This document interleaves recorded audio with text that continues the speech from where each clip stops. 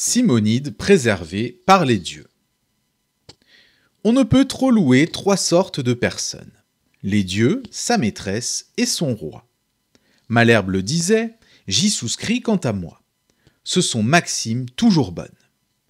La louange chatouille et gagne les esprits, voyons comme les dieux l'ont quelquefois payé.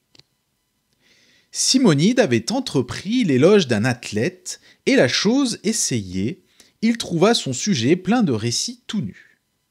Les parents de l'athlète étaient gens inconnus. Son père, un bon bourgeois, lui sans autre mérite, matière infertile et petite. Le poète d'abord parla de son héros. Après en avoir dit ce qu'il en pouvait dire, il se jette à côté de lui, se met sur le propos de Castor et Pollux, ne manque pas d'écrire que leur temple était aux lutteurs glorieux, élève leur combat, spécifiant les lieux où ses frères s'étaient signalés davantage. Enfin, l'éloge de ces dieux faisait les 2/3 de l'ouvrage. L'athlète avait promis d'en payer un talent, mais quand il le vit, le galant n'en donna que le tiers et dit fort franchement que Castor et Pollux acquittassent le reste. Faites-vous contenter par ce couple céleste. Je veux vous traiter cependant. Venez souper chez moi, nous ferons bonne vie. Les conviés sont gens choisis, mes parents, mes meilleurs amis, soyez donc de la compagnie. Simonide promit. Peut-être qu'il eut peur de perdre, outre son dû, le gré de sa louange. Il vient, l'on festine, l'on mange.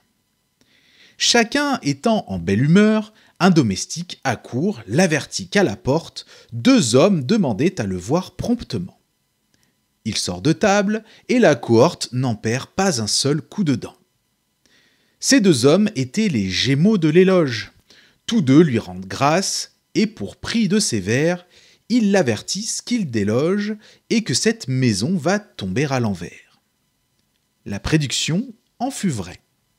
Un pilier manque, et le plafond, ne trouvant plus rien qui l'était, tombe sur le festin, brise plats et flacons, n'en fait pas moins aux et chansons.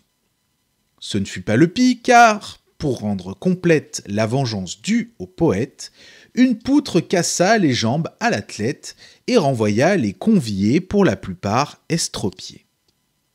La renommée eut soin de publier l'affaire, chacun cria miracle.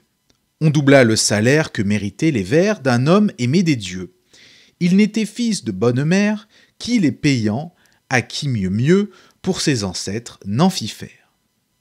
Je reviens à mon texte et dis premièrement qu'on ne saurait manquer de louer largement les dieux et leurs pareils, de plus que Melpomène, souvent, sans déroger, trafique de sa peine, enfin qu'on doit tenir notre art en quelque prix, les grands se font honneur dès lors qu'ils nous font grâce, jadis l'Olympe et le Parnasse étaient frères et bons amis.